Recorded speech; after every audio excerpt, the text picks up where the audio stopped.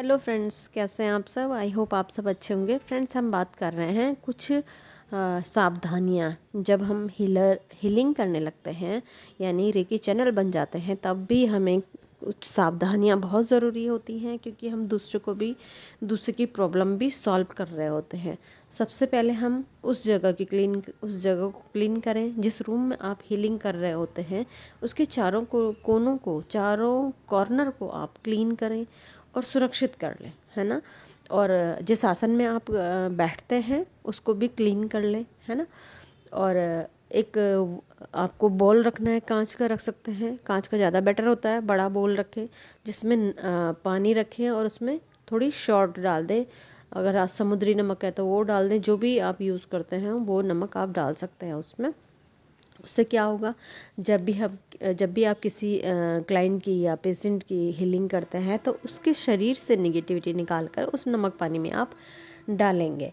आप ये तब भी करेंगे जब आप ऑफलाइन कर रहे हैं, और जब आप ऑनलाइन कर रहे हैं तो भी आप इस बोल को रखेंगे ही रखेंगे। और अपने रूम के फोर कॉर्नर भी आप तब भी क्लीन कर देंगे, सुरक्षित कर लेंगे, है ना। और अपने आसन को आप तब भी क्लीन करेंगे और सुरक्षित करेंगे, ठीक है। आप सेल्फ हीलिंग अगर आप कर रहे हैं तो भी ये सब आपको करना ही है। किसी भी तरह की हीलिंग करेंगे, अपनी करें, अपनी फैमिली की करें, या किसी क्लाइंट की अगर आप कर रहे हैं, तो ये सब आपको बहुत ज़रूरी है। हर सिचुएशन में आपको ये सब करना ही करना है। जिस व्यक्ति को आप हीलिंग दे रहे होते हैं, उसको क्लीन करने के बाद एक पिरामिड में सुरक्षित कर लें।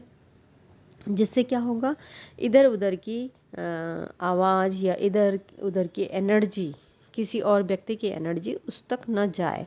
यानी बाहर ही आपके अलावा अगर कुछ दूराई पे ज़्यादा दूर पास में कोई अगर है तो उस व्यक्ति की एनर्जी उस तक न जा सके, इसलिए पिरामिड के अंदर उसे रख लें।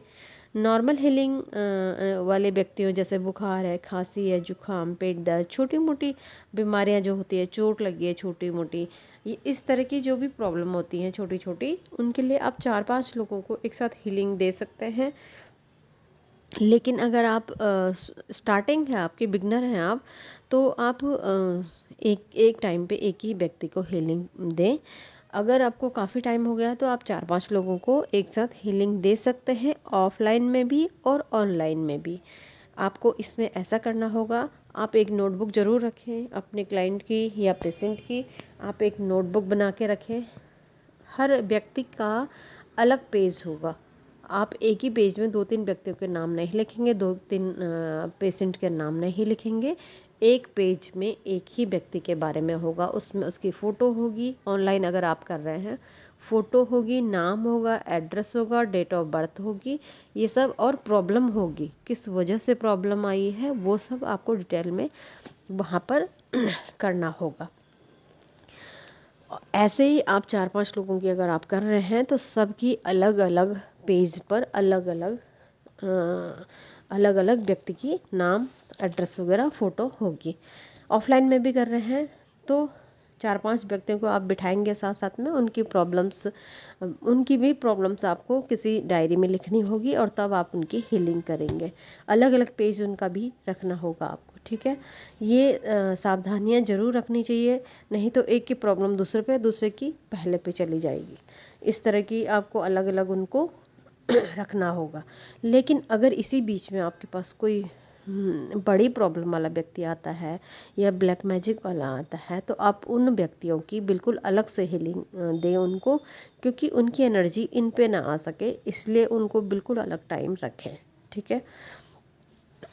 और जिसकी भी जैसे निगेटिव ब्लैक मैजिक वाली अगर आप हीलिंग दे रहे हैं, यानी ज़्यादा बड़ी प्रॉब्लम्स है किसी की, और आपको ये फील हो रहा है कि इस पे कोई निगेटिविटी है, क्योंकि आप जब रेकी चैनल बन जाते हैं तो आपको ऑटोमेटिकली फील होने लगता है कि इस व्यक्ति पे ये प्रॉब्लम निगेटिविटी की वजह से आई है या नॉर्मली आई है ना, किसी कर्मा की वजह से आई है, तो समझ में आ जाता है। तो आप उस तरह से अलग अलग पार्ट में उनको हीलिंग दें, अलग अलग व्यक्तियों को।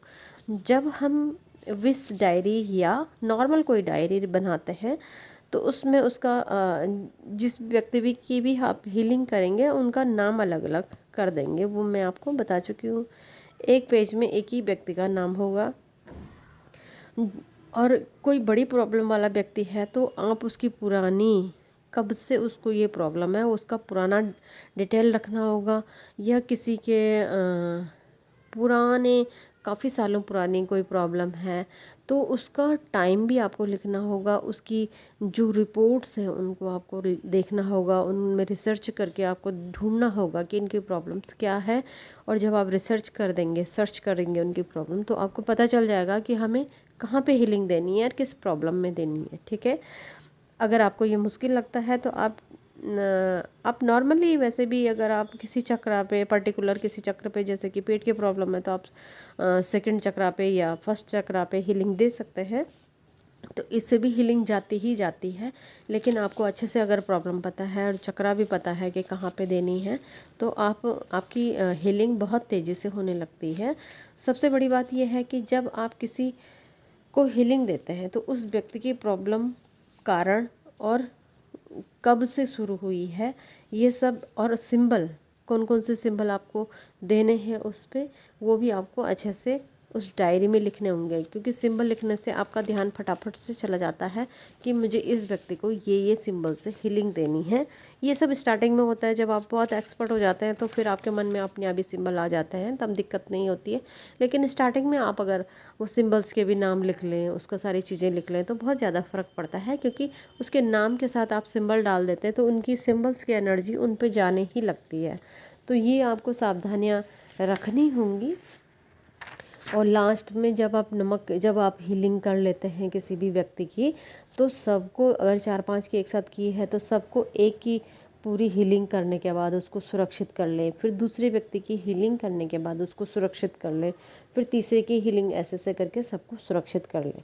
और जब आप हीलिंग स्टार्ट करते हैं तो पहले वाले को क्लीन करके, उसकी एनर्जी को बैलेंस करके, उसको सारे सिंबल्स देके, उसके प्रॉब्लम्स के दिक्कतें दूर, मतलब अफर्मेशन देके, पूरा उसको टाइम देके, जितने टाइम आपने देना है, 5 मिनट, 10 मिनट, 15 मिनट, उसको देने के बाद आप उसको सुरक्षित करें, तब आप दूसरे पे आएँ। ठीक है, इस तरह से आप एक एक करके करेंगे।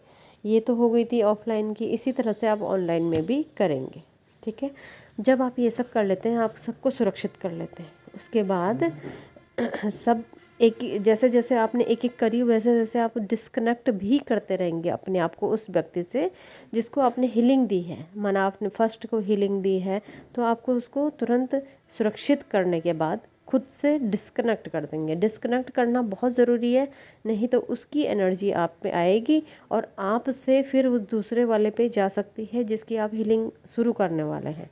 ठीक है, तो इसलिए एक हीलिंग करने के बाद डिस्कनेक्ट कर दें, फिर दूसरे की हीलिंग करने के बाद अपने आप से डिस्कनेक्ट कर दें, फिर ऐसे ऐसे करके आप डिस्कनेक्ट करना भी बहुत ज़रूरी होता है। अब आपने सबको हीलिंग देके डिस्कनेक्ट भी कर दिया, सुरक्षित भी कर दिया। अब जो बोल में आपने नमक पानी रखा था उसको आप वॉश बेसिन में फ्लैश दबा दें, वहाँ डाल दें, या टॉयलेट सीट में फ्लैश दबा के डाल दें। और उसके बाद उस बोल को अच्छे से धो के, उसके बाद अपने हाथों को बहुत अच्छे से धोएं, कोहनी तक आप डिटॉल से अपने हाथों को धो सकते हैं। उससे क्या होगा, किसी भी तरह की एनर्जी आप में नहीं रहेगी। उसके बाद भी अगर आपको लेजी सा फील हो रहा है, आलस आ रहा है, एनर्जी महसूस नहीं हो रही है, आपको खुद की बॉडी बहुत सुस्त महसूस हो रहा है खुद को, तो आप ग्राउंडिंग करें। ग्राउंडिंग के मैंने काफ़ी सारे वीडियो डाले, आप उन्हें सर्च करके देख सकते हैं। आप जाएं, किसी घास में चलें, खाली पैर घास में चलें, तो आपकी बॉडी से आप फील करें उस चीज़ को ग्राउंडिंग में, कि आपके सिर से लेके पूरे शरीर से नेगेटिविटी निकलकर पूरी पृथ्वी में, धरती में जा रही है और वहाँ पॉजिटिव होती चली जा रही है। ठीक है, इस तरह से आप फील कर सकते हैं। अगर आपको, आपके आसपास घास नहीं है ना, तो आप उसके बाद नहाना चाहें, गर्मी का टाइम है तो आप नहा सकते हैं आराम से।